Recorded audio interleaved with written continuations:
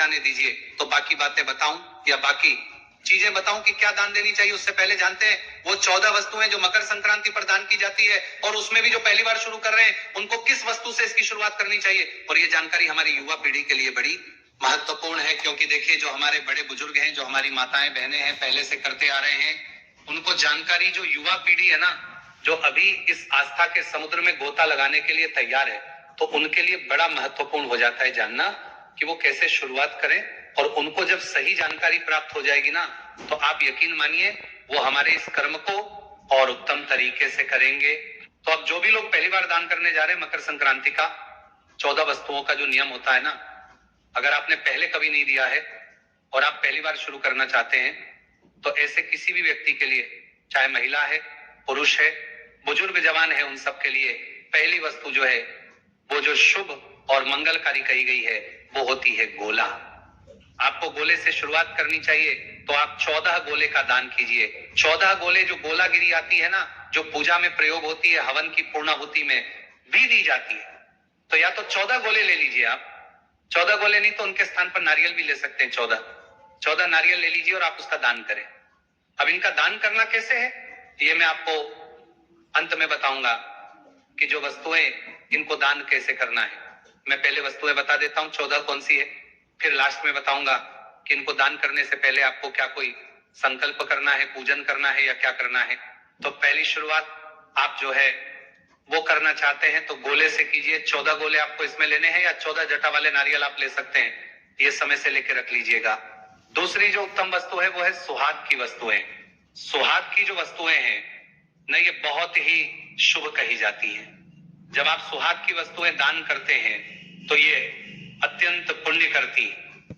आप चाहें तो सुहाग पिटारी बना सकते हैं। सुहाग पिटारी में क्या, एक पैकेट बना लिया जाता है सुहाग की वस्तुओं का, उसमें 14 वस्तुएं ले ली जाती हैं जो आपके महिलाओं के जो श्रृंगार में काम आती हैं। 14 वस्तुएं ले लीजिए आप, उसमें बिंदी ले ली, लिपस्टिक ले ली, काजल ले लिया, मेहंदी ले ली, इस प्रकार से 14 वस्तुएं आपने ले ली, उनको एक पैकेट बना लिया। ऐसे 14 पैकेट आपने बनाने हैं।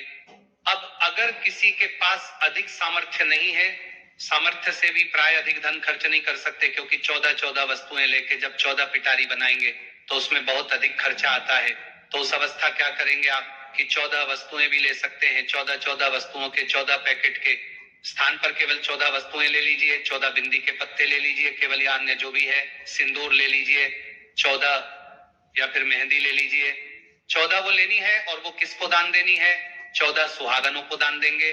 ये सुहागन कौन होंगी, ये सुहागन वैसे तो प्रेफर किया जाता है कि जो आपके परिवार की महिलाएं होती हैं उनको दिया जाए। आपकी जेठानियां हैं, सास है, नंदे हैं, उनको दीजिए। अगर वो पूरे नहीं हो रहे हो तो आपकी जो भी मिलने जुलने वाली महिलाएं हैं, जो सुहागन है, जो उसको महत्व देगा, जो सके, उनको आप ये वस्तुएं दान दीजिए। ऐसे ही 14 सुहागन महिलाओं को दी जाती है, क्योंकि पुराण कहते हैं कि सुहाग की वस्तुओं को जितना बांटा जाता है उतना ही आपका सुहाग जो है वो उत्तम होता है, मजबूत रहता है, और लंबे समय तक आपका दाम्पत्य जीवन सुख में व्यतीत होता है। इसीलिए सुहाग की वस्तुओं को दान करने की परंपरा जो है ये हमारे सनातन धर्म में प्राचीन समय से ही है। इसके अलावा आप 14 बर्तन बांट सकते हैं।